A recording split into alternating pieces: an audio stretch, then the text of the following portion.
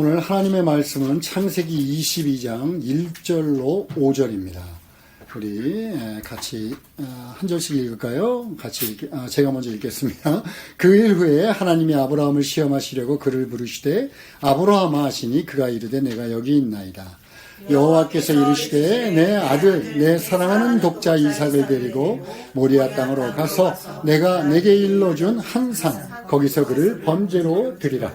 아브라함이 아침에 일찍 일어나 나귀의 안장을 지우고 두 종과 그의 아들 이삭을 데리고 번제에 쓸 나무를 쪼개어 가지고 떠나 하나님이 자기에게 일러주신 곳으로 가더니 제3일에 아브라함이 눈을 들어 그곳을 멀리 바라본지라. 이에 아브라함이 종들에게 이르되 너희는 나귀와 함께 여기서 기다리라.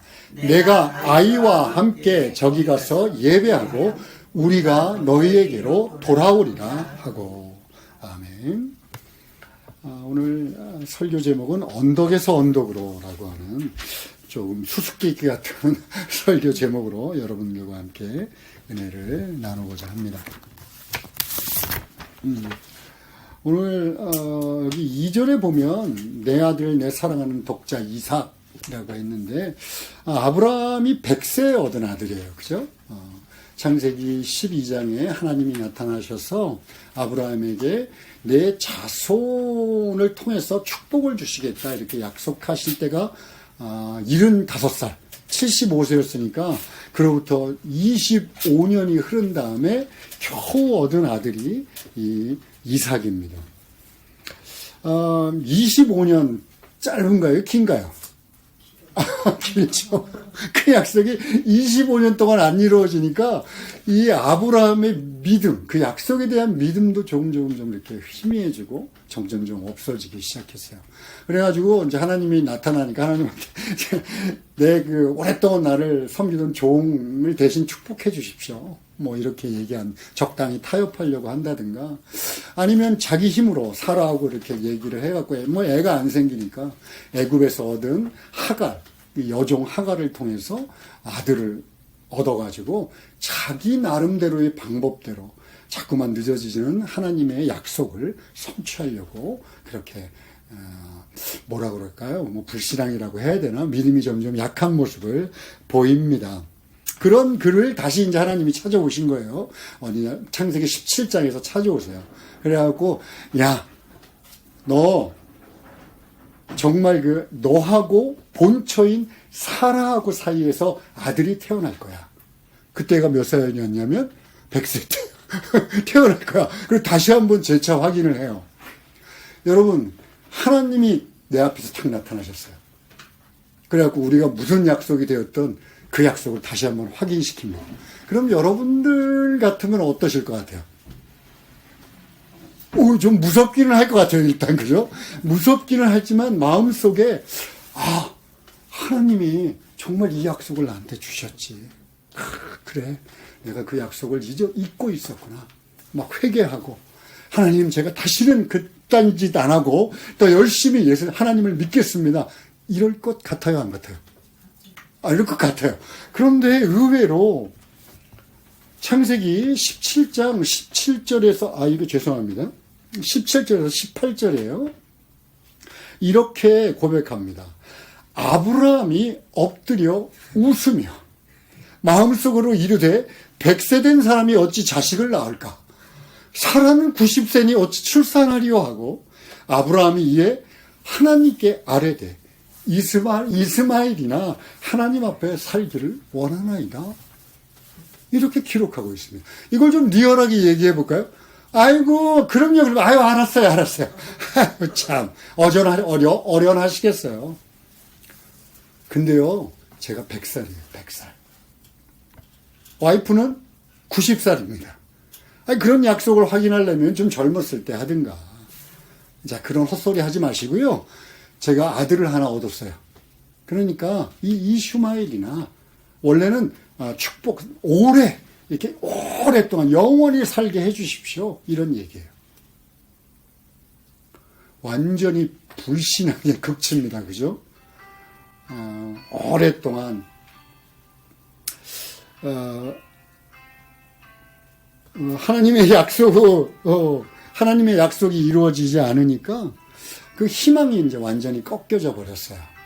그리고 그에 따른 섭섭함, 원망, 그리고 거기에 더해서 자신의 정한 방법대로 하나님의 약속을 이루고자 하는 교만함까지 포함된 구절입니다. 의외예요, 그죠? 하나님이 나타나셨음에도 불구하고. 여러분들 올 한 해는 어떠셨나요? 뭐 다사다난했다는 말. 오늘 마지막 주일이니까 다사다난했어요, 그죠? 자, 우리도 한번 오늘 설교에 맞춰서 하나님께 드렸던 기도의 제목 중 하나님의 약속의 축복 어떻습니까? 거기에 관해서는 다 받으셨나요? 오, 아멘. 아니면 어떤 분들은 눈물로 하나님 앞에 드리는 기도의 제목들이 아직도 아무런 진척도 없이 강감 무소식인 경우도 있을 것 같습니다. 사실 제가 좀 저의 경우도 마찬가지지만 우리들이 생각하는 하나님의 축복의 약속, 이거는 사실은 하나님의 축복의 약속과는 좀 동떨어진 우리들의 욕심인 경우도 굉장히 많아요. 그죠? 그걸 하나님의 축복이라고 생각하고 막 하나님한테 매달리고 떼쓰는 경우도 많습니다. 신앙생활을 좀 하다 보면 신앙이 깊어지면 어때요? 아, 내가 그때 그걸 축복이라고 여겼더니 아우 쑥스러워라. 이러고 멋쩍어 하기도 합니다. 그런데 누가 봐도 이건 하나님이 성경에서 약속하신 축복이야 라고 생각하고 하나님 앞에 열심히 매달림에도 불구하고 응답은커녕 아무런 진척도 조짐도 없는 경우가 너무 많습니다. 저만은 아니죠. 여러분들도 그렇죠. 자, 그럴 때 여러분들이나 저는 어떻습니까? 우리도 믿음이 희미해집니다.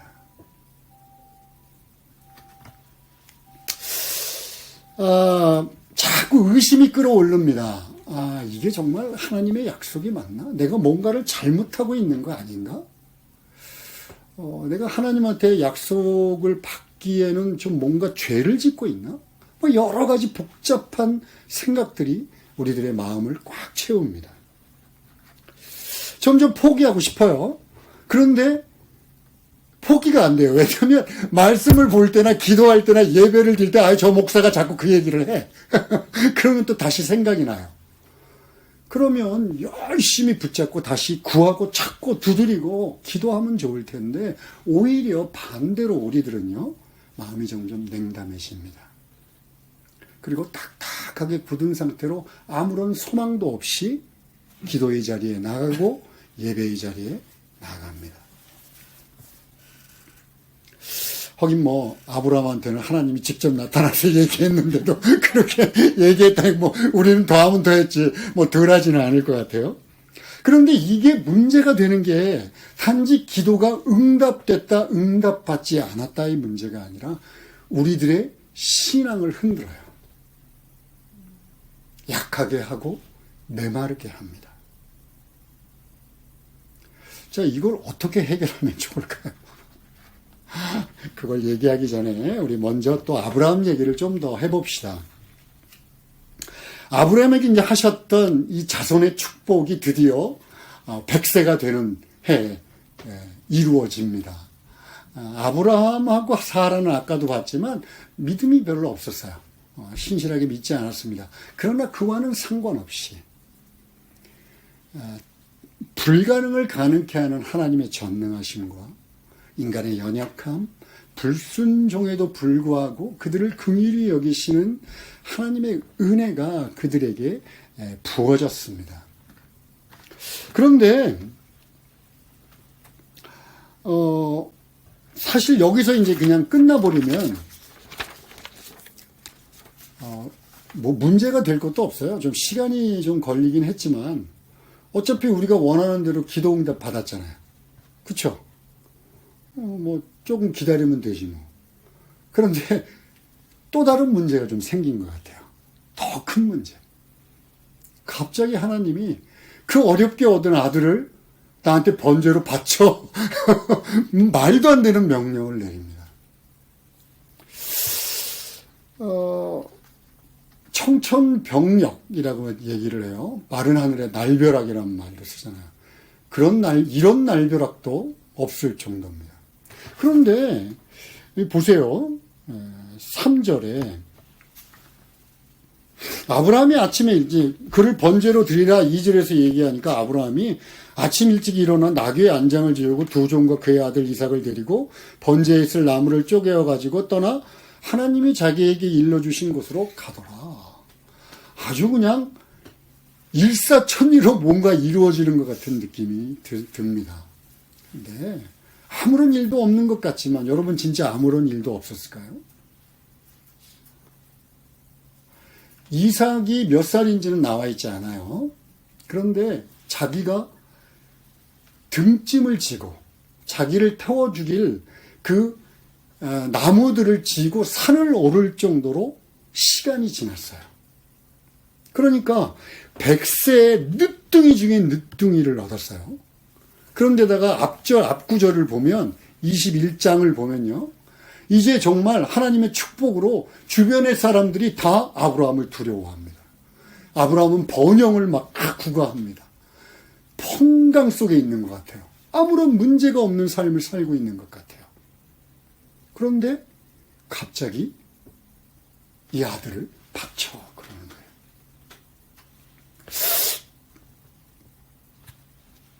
이 아들은 이삭은요. 눈에 넣어도 안 아플 자식이고 지난 10여 년간 정말 애지중지 키워왔던 아들이에요. 그런데 아무런 일도 없이 바쳐? 오케이 바쳐 그러고 갔을까요? 가슴이 녹아내렸을 거예요.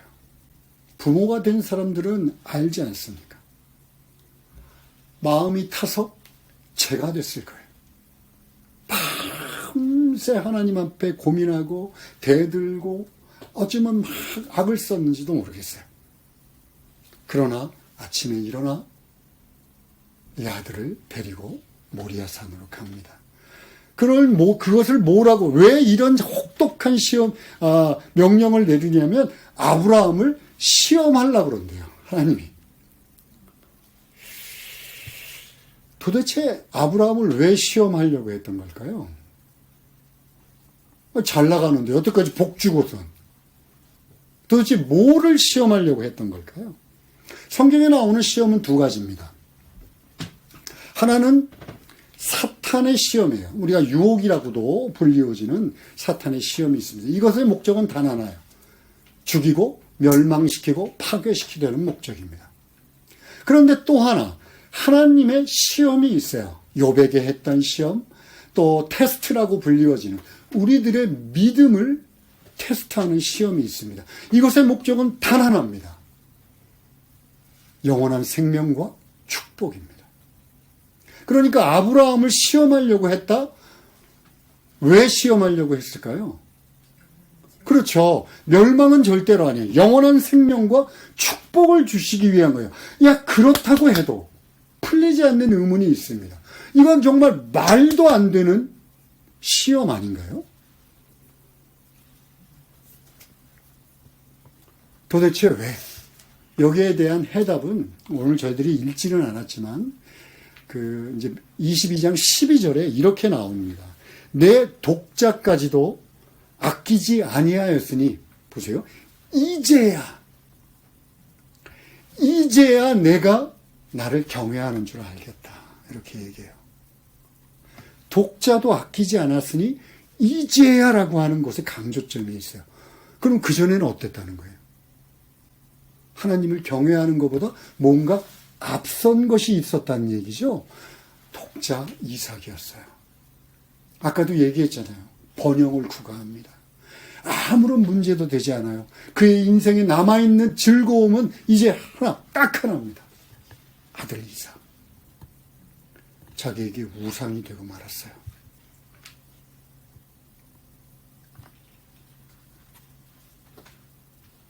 그의 삶에 전부가 되고 말았습니다. 그런 그를 향해서 하나님이 이렇게 물어보는 거예요. 너 정말 나를 사랑하니? 우리도 많이 들어봤죠. 예수님께서 베드로에게, 자기를 배반했던 베드로에게 나타나서 너는 정말 나를 사랑하니? 그 무엇보다 나를 사랑하니? 라고 물어보는 거예요. 이 시험이란 다른 분이 아니라 너 나를 사랑하니? 다른 어떤 것보다 나를 사랑하니? 라고 물어보는 거예요.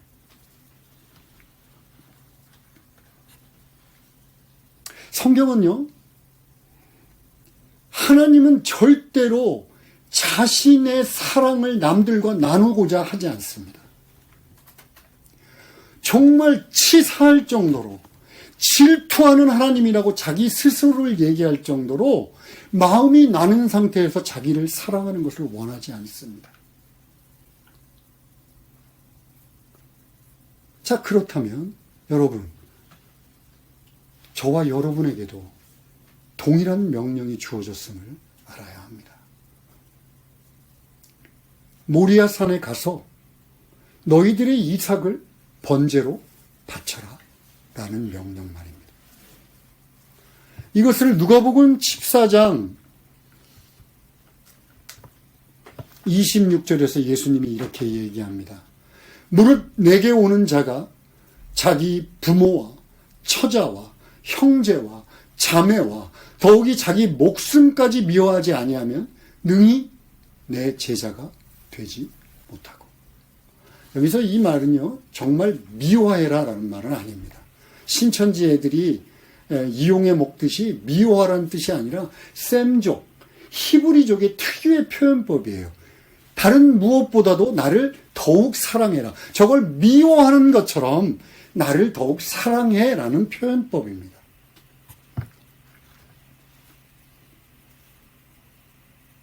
여러분들은 어떤가요? 혹시 예수님보다 사랑하는 것이 있으십니까? 어떤 사람들한테는 이 세상이 물질일 수도 있겠어요. 돈 버는데 다른 거는 그게 제일 우선이 되는 경우도 있죠. 또 사랑하는 가족이나 아내나 또 자녀들일 수도 있습니다. 이 세상에 칭찬이나 명예 같은 것들도 있어요. 그런데 좀 더 생각을 확장하면요, 하나님 예수 그리스도의 사랑을 못 보게 하는 모든 것을 가리킵니다.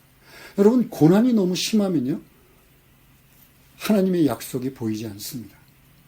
예수님의 사랑? 아니, 그런 게 무슨 상관이야. 지금 내 앞에 먹고 살기 죽겠는데. 또 질병이나 아니면 그런 거 말고 죄된 습관, 정말 게으름, 어떻게든 벗어나고 싶은데 늘 다시 자기를 원상태로 끌고 가는 것들이 있으면요, 야, 이건 예수님도 어떻게 못해 하고 포기해버립니다. 그릇된 습관들이 늘, 어떤 사람들은 술에 대해서, 어떤 사람들은 약에 대해서. 만약 이런 것들이 예수님의 사랑을 가려버리거나 희미하게 만들거나 아주 극히 일부분만 보이게 한다면, 그런 것들을 들고 우리도 어디로 가야 합니까? 각자의 모리아 산으로 올라가야 합니다. 골방일 수도 있겠고요, 이런 예배의 현장일 수도 있습니다. 자신의 경건의 장소일 수도 있습니다. 그곳에 가서 그것을 번제로 드려야 해요. 무슨 얘기예요? 포기하게 해달라고. 다시 한번 확인하고 다시 한번 확인하고 끊어내야 합니다. 계속 그것들로 인해서 자신이 죄악 속에 머물 수밖에 없고 유혹에 계속 시달리고 있다면 하나님 아버지 앞에 철저하게 매달려서 끝까지 순종하게 해달라고 기도해야 합니다. 왜? 예수님인 하나님이시기 때문에요, 절대로 타협하지 않습니다. 오히려 더 가혹하게 그것들을 끊어내. 그리고 나만 바라봐.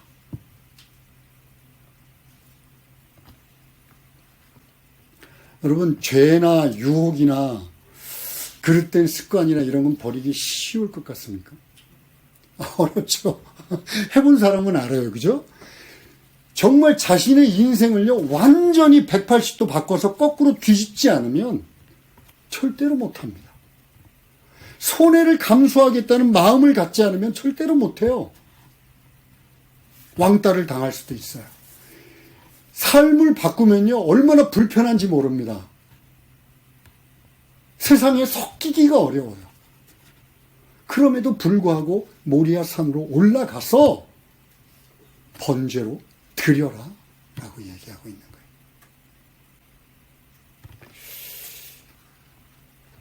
그래도 미심쩍은 생각이 듭니다. 왜냐하면 우리 인간적인 입장에서 좀 치사하지 않나요? 왜 그렇게 정말 끈질기게 나만 바라보라 그러지? 다시 한번 얘기합니다. 여러분, 하나님이 시험하는 목적은 뭐라고요? 영원한 생명과 축복. 여러분, 정말 믿습니까? 그게 믿어지면요, 그제서야 저 멀리 보이는 게 있어요. 또 다른 언덕에서 하나님이 자신의 아들을 못을 박습니다. 그리고 번제로 태워 우리들에게 주십니다.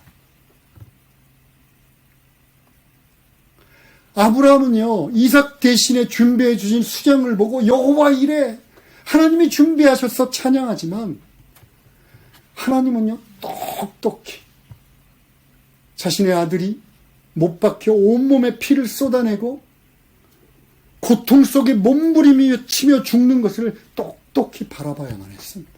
아니 어쩌면 삼위일체의 하나님이신 아버지 하나님께서 그리스도 예수를 통하여 십자가에 못 박혔는지도 모릅니다.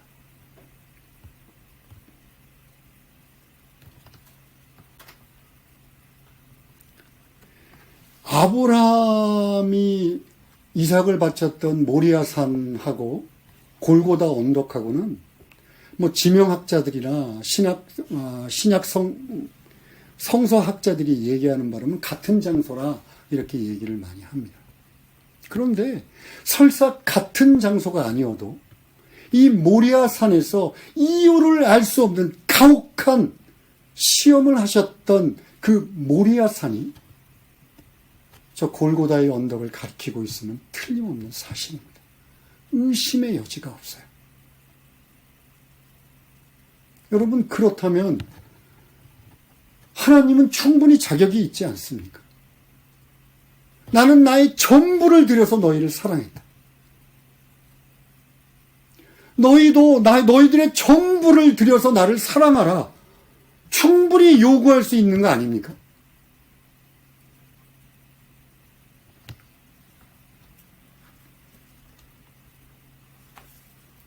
그러니 깨닫고 순종하고 여러분들도 끊임없이 모리아산으로 올라야 합니다. 그 모리아산에서 저 멀리 바라보는 골고다의 언덕을 바라보고 그리로 나가기를 즐거워하고 순종해야 한다는 말입니다.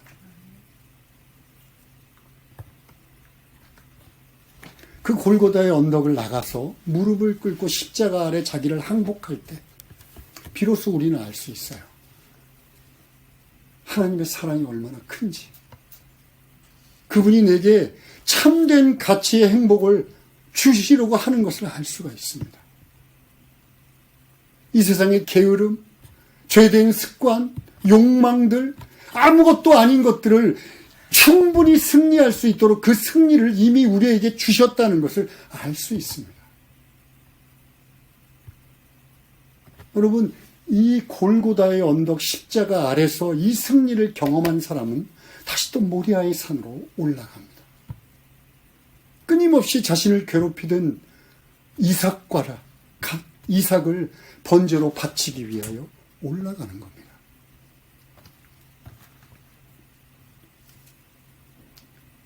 말씀을 정리하고 싶습니다.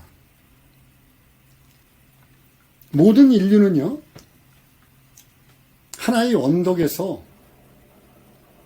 실패를 경험합니다. 바로 에덴 동산입니다. 에덴 동산.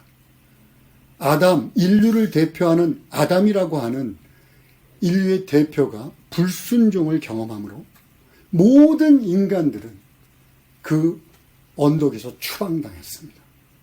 그 죄의 원죄로 인하여 하나님을 거부하고 저주 아래 살게 되었습니다.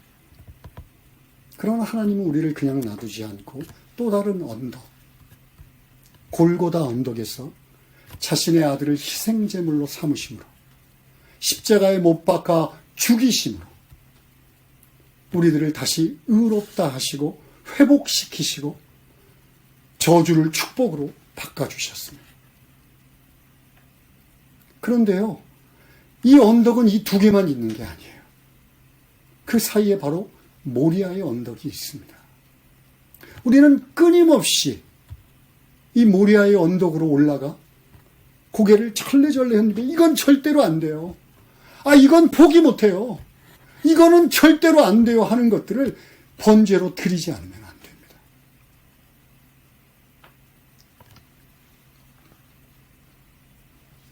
내가 더 하나님보다 사랑하는 것, 하나님보다 더 위대하다고 여기는 것,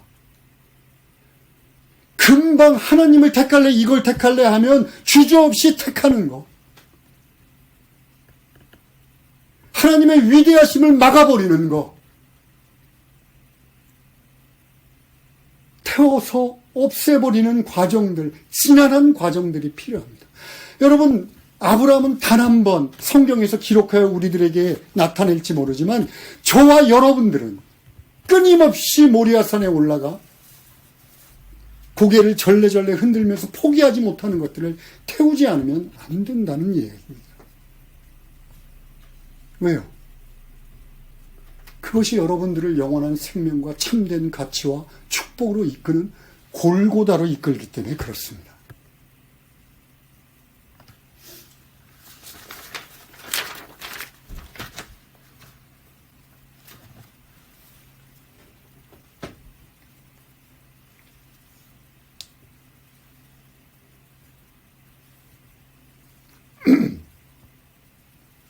여러분, 인생을 살면서 기도응답 좀 받았다. 신앙생활하면서 예수도 믿고 잘 먹고 잘 살았다. 건강하다. 교회에서 직분도 받았다. 목사다. 장로다. 권사가 되었다. 정말 이게 중요합니까?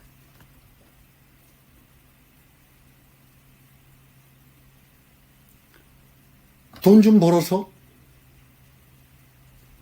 멋진 차 타고 멋진 옷 입고 멋진 집에서 사는 게 정말 중요합니까?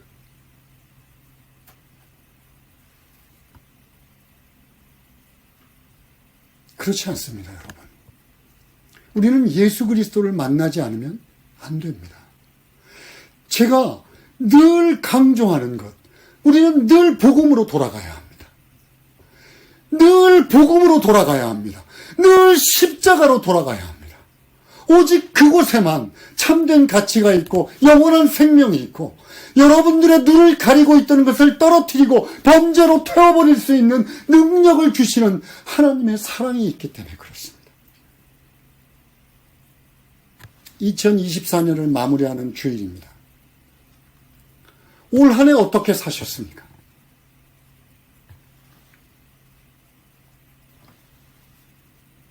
여러분들의 모리아 산에서는 무엇을 태워 보내셨습니까?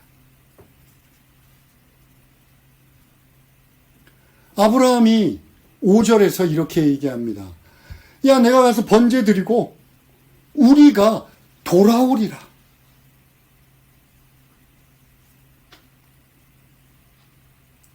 그는 이미 모리아 산에 올라가기 전에, 끝까지 순종하기 전에 이미 날밤을 새우며 하나님 앞에 하얗게 재처럼 타버리는 그 순간에 이미 하나님의 사랑을 깨달았습니다. 약속이 지연되고 약속을 배반하고 하나님 앞에 늘 거부하고 연약하고 부정하고 죄악을 짓는 자기를 끊임없이 사랑해 주셨던 하나님을 만났습니다. 여러분들도 모리아 산에서 이 믿음을 갖고 올라가 자신의 죄악된 습관과 유혹들과 수많은 이삭들을 태워버리려고 결단하고 끝까지 순종하는 순간 여러분도 발견합니다. 저 골고다 언덕에 어린 양을 말입니다. 그리고 부르짖습니다. 여호와 이레, 나를 위하여 이 어린 양을 준비하셨구나. 나의 연약함과 죄악과 못된 습관들을 위해서 이 어린 양을 준비하셨구나.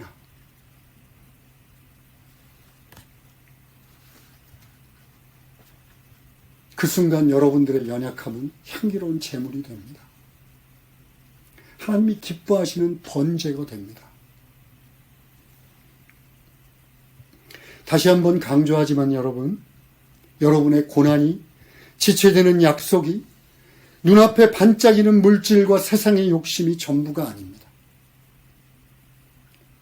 그보다 더 크고 위대하신 하나님, 여러분 각자의 모리아 산에서 여러분을 기다리고 계시는 하나님, 영원한 생명과 정말 끝이 없는 축복으로 여러분들에게 쏟아붓기 위하여 여러분들을 기다리고 계신 하나님이 계심을 잊지 마십시오.